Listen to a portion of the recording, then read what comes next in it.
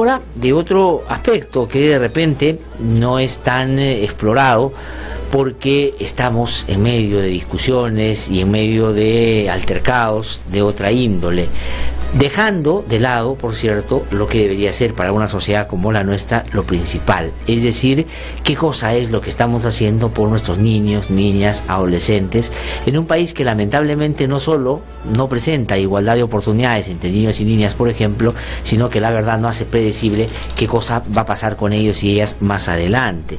Y para eso observar, no solo y tener en cuenta la sensibilidad de ellos mismos sobre lo que pasa, sino aproximarse y buscar salida para los problemas que ellos identifican, sería una respuesta acertada para lo que creo que todos deberíamos más bien empujar.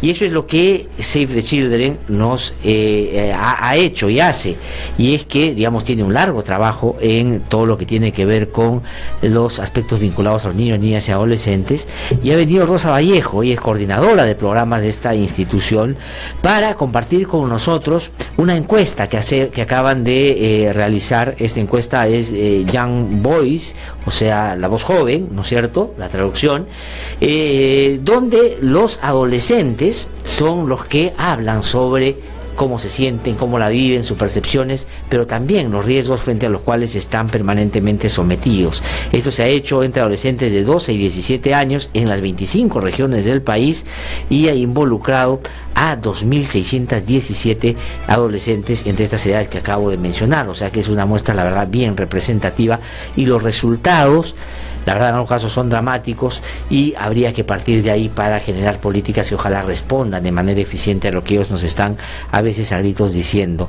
Rosa, ¿qué tal? ¿Cómo está? Qué gusto saludarla. Muy buenos días. Muy buenos días. Gracias. Aquí agradecida de que nos dé un espacio para poder desde Save the Children compartir los resultados del informe Young Voice, sí, que efectivamente, como indicas, es una encuesta que se aplicó a nivel nacional, y que desde Save the Children consideramos que es una forma de promover y garantizar los derechos del niño, básicamente tomando en cuenta lo que señala la Convención sobre los Derechos del Niño, que es oír la voz de los y las adolescentes, de acuerdo, y garantizar su interés superior en todas las decisiones que les afecten, que los adultos tomen. Efectivamente, esto que no es una diferencia menor y no es muy sutil, sino es, digamos, o debería ser clara y contundente, de que los niños, los adolescentes en este caso, no son objetos sino sujetos de derechos, y una persona que es sujeta de derechos tiene que tener una claridad en torno a si los está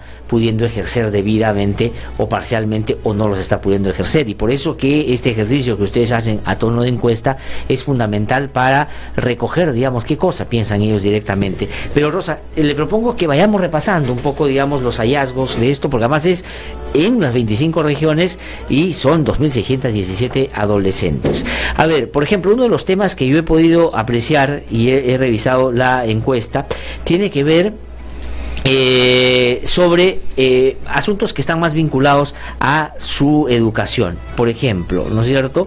Ellos, cuando le ponen nota y dicen educación, si se tradujera, dice esto en una nota o calificación, los adolescentes le habrían puesto un 12 a la enseñanza que reciben en su centro de estudios, lo que te da cuenta que un 12, digamos, es tremendamente insuficiente para lo que ellos les gustaría encontrar en el colegio. Ese dato, por ejemplo, ¿qué dice? Parte de, digamos, cómo se llega a determinar que esa es la nota, porque ellos perciben qué cosa en la escuela concretamente. Sí, en realidad la encuesta ha sido bastante grande, como habrás podido revisar.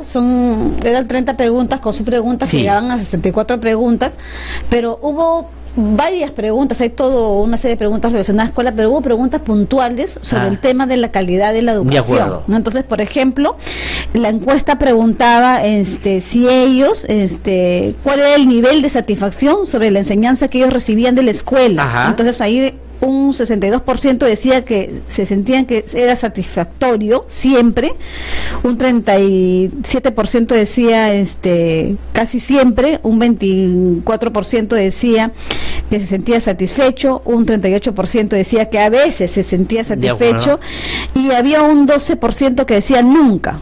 le parecía que el nivel de satisfacción de la enseñanza en la escuela era bueno. Haciendo un promedio y un ranking de esos porcentajes, sacamos que la nota total que recibe la escuela es 12. De acuerdo, o sea, digamos, de todos los lo que ellos plantean en torno a los niveles de satisfacción con la escuela, el promedio es 12. El promedio es 12. Que es bajísimo, digamos, para lo que debería ofrecer en el nivel de satisfacción. Sí.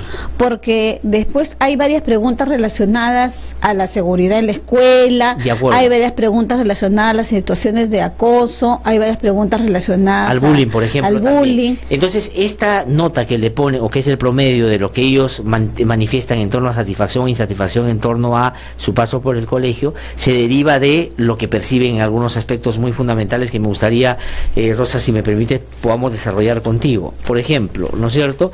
En el bullying, ¿no es cierto? El 39.8%, o sea, 4 de cada 10, ¿no es cierto? 4 de cada 10 respondió haberse sentido acosado durante el año escolar.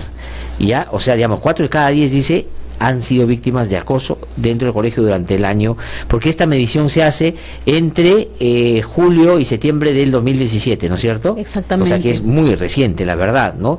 Entonces, y después dice, durante el año escolar, 34.6 a veces o nunca se siente seguro en su aula, y el 34.4% a veces o nunca se siente seguro durante el recreo.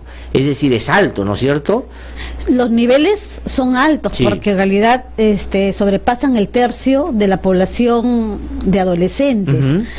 Y es preocupante porque la escuela en realidad debe ser el espacio de protección ideal, y es el espacio de formación, no solamente en la adquisición de conocimientos, sí, que siempre lo recordamos cuando hablamos con los docentes. La escuela no solamente es para aprender conocimientos, también la escuela o la educación debe permitir el aprender a convivir, el aprender a ser y el aprender a ser. Digamos, con otros, sí, y esa convivencia tiene que ser respetuosa.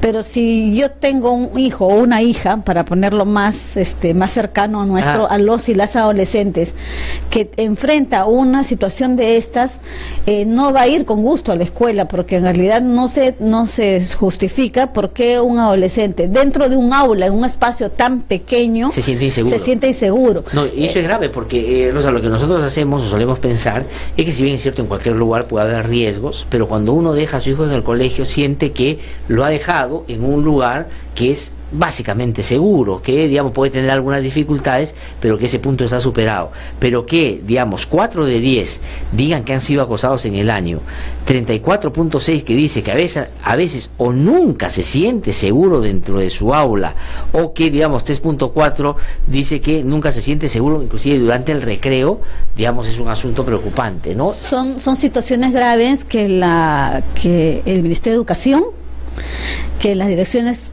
regionales de educación, las unidades de gestión educativa local y las propias instituciones educativas tienen que tomar en consideración, porque algo está pasando que no se está visibilizando, esa situación de inseguridad y temor. Es una cifra para nosotros muy grave y muy triste, de adolescentes que se sienten comprimidos de esa forma en la escuela, ¿no?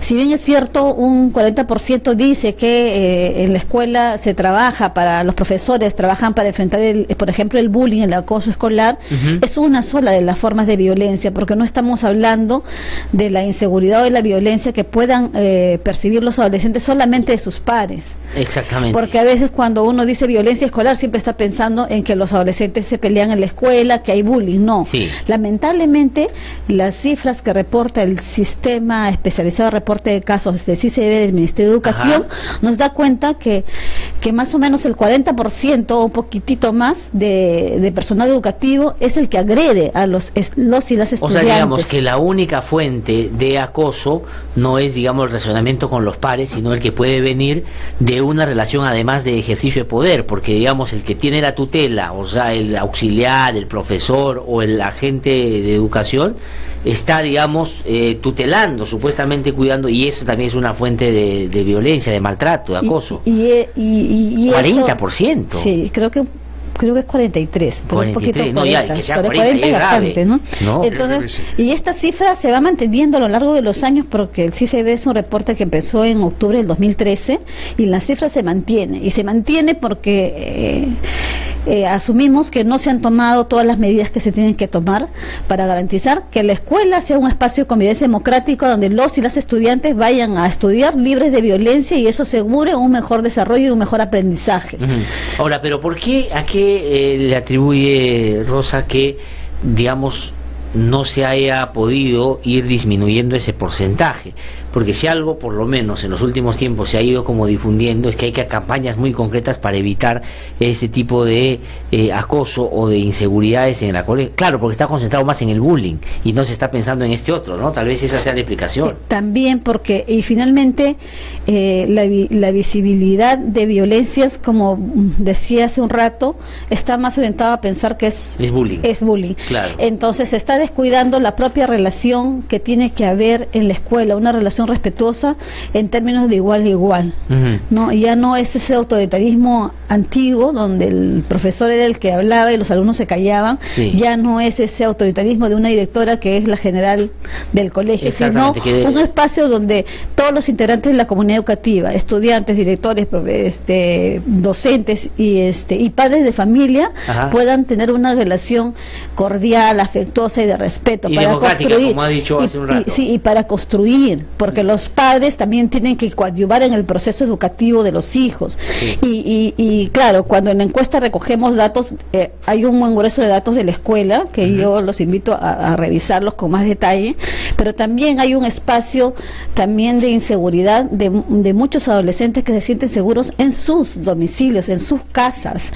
Entonces, ahí también tenemos una suerte de preocupación. Nosotros sabemos que los mayores índices de violencia o de agresores están en el entorno familiar, pero la encuesta reporta más o menos un 27% de adolescentes que a veces o nunca se sienten seguros en su casa. Sí, de acuerdo. Entonces, y acá hay algunos, tal vez, Rosa, podamos contarle a nuestros oyentes otro dato, ¿no?, que aparece además en el brochure que han sacado y que resume bastante bien la encuesta, ¿no? Hay una torta con los colores.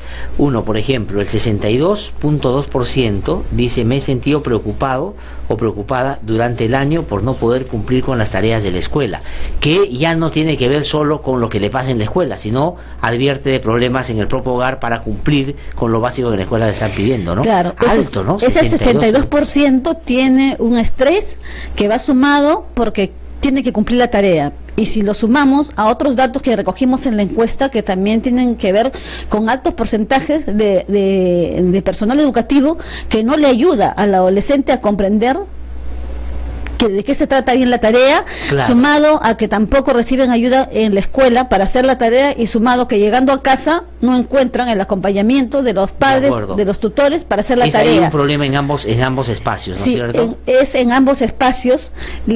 Por eso es que el estrés es fuerte, y no solamente es para cumplir, después es para aprobar los cursos. Para aprobar el curso, que digamos no siempre, no necesariamente significa, y esto es lo lamentable, que la consecuencia de eso sea el aprendizaje, porque uno lo hace o porque está asustado o porque tiene que pasar la nota, y no importa si aprende o no. Pero en ese mismo cuadro aparece, dice: a veces me siento triste por un periodo de tiempo largo, 44.2%. Y eso nos da indicadores de depresión en los adolescentes, en depresión, de sentirse triste. Y eso es una preocupación de también qué más seguimos haciendo desde la visión del Ministerio de Salud para trabajar temas de salud mental. Nosotros conocemos que el Ministerio tiene iniciativas, pero cómo fortalece esas iniciativas para que el sector salud acompañe a la escuela con ese proceso, porque no hay psicólogos para todas las escuelas, eso ya lo tenemos claro, porque no hay la cantidad de psicólogos. Así la ley diga que tiene que haber un psicólogo por colegio, es imposible cumplir lo que dice la ley. Lo que hay que hacer es que la escuela tiene que relacionarse con los servicios más cercanos de su comunidad para articular los servicios que el Estado ofrece. Y ahí hay otros datos que son preocupantes, ¿no? Todos son preocupantes. Me he sentido preocupado o preocupada durante el año porque la familia no tenga suficiente dinero para cubrir los gastos necesarios. Una preocupación adicional al chico que, ya estando deprimido, sabe que no tiene la certeza que va a seguir yendo al colegio porque de repente ya no hay para solventar los gastos. Y sobre todo porque ya son adolescentes, entonces los adolescentes tienen mayor conciencia de su vida, de sus derechos, de lo que tienen que disponer. Entonces ya no es ese niño que no se entiende, no se da cuenta, él ya la vive, vive la angustia o escucha que los padres hablan o que está la mamá sola. Y esto ha sido, los adolescentes son de, se está haciendo, van a la escuela pública y privada, o hay de ambos, o se ha separado. En realidad la encuesta ha sido abierta, no se ha privilegiado ese dato. Lo que sí podemos decir es que el 75% de los y las adolescentes son de zona urbana, el 25% es de zona rural. El 50.5 son mujeres, el 49.5 son varones, los que han participado en esta encuesta. Entonces, como que tenemos casi una paridad en la muestra, y la muestra en realidad ha sido, hemos trabajado con aplicación de encuestas físicas, que son más o menos del 61%, y el 49% han sido encuestas virtuales a través de una plataforma virtual, lo que ha posibilitado también llegar Amazonas a todas las regiones del país. Ahora, dice acá, me he sentido preocupada preocupada durante el año por la posibilidad de abandonar la escuela y no terminar de estudiar.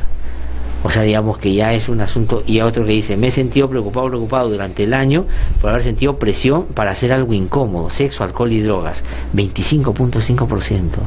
Sí. O sea, 1 de cada 4.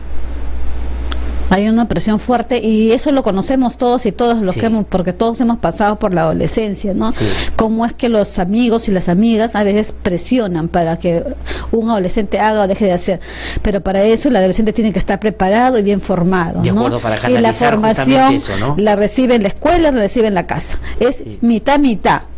No es solamente en la casa, como están los movimientos que dicen solamente en la casa se da la formación. La formación se da en los dos espacios, y necesitan tener herramientas para fortalecer sus capacidades y para aprender a decir no. Sí, de acuerdo, pero eso tiene que ver con, digamos, un proceso formativo que empodere a los adolescentes para poder discernir lo que es bueno, lo que es malo, y poder ser firme en las decisiones que vayan tomando para no meterse en este tipo de circunstancias, ¿no? Pero también aprender a tener mayor conciencia de que ellos y ellas tienen derechos, y como personas nadie puede imponerlo. Y nosotros hicimos una pregunta en la encuesta vinculada al conocimiento de derechos, que fue con la que planteamos y empezamos la encuesta, y ahí encontramos que un 38% nunca había recibido información sobre la Convención sobre los Derechos del Niño, y ese instrumento internacional es una norma reconocida en nuestro ordenamiento jurídico, en nuestras leyes, que marca un reconocimiento de las obligaciones que tiene el Estado, la familia y comunidad con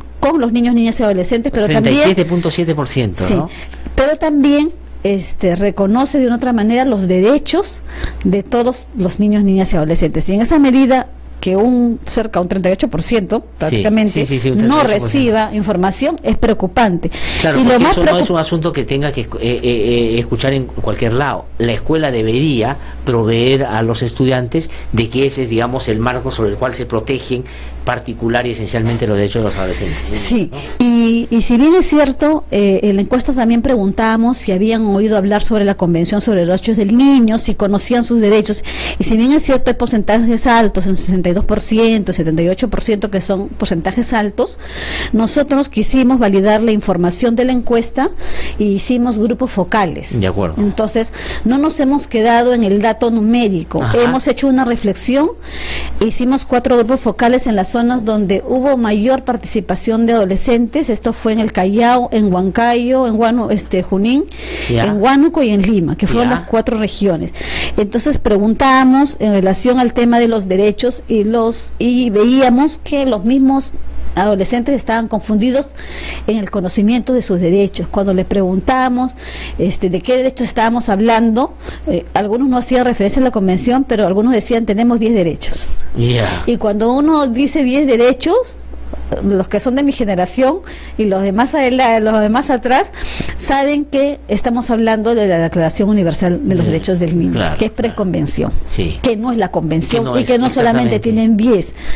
Ahora, lo más grave es que pero ¿cómo se explica que los niños ahora, los adolescentes ahora, usen un argumento que, digamos, se usaba hace bastante tiempo? Eso quiere decir que no se está actualizando la información ahí donde en la escuela deberían abrirles más el panorama, ¿no? Sí, y yo quiero comentarle algo. Justo ayer me encontré con una persona que trabaja con docentes y me comentó que había presentado los resultados del Young Boys en una escuela con docentes.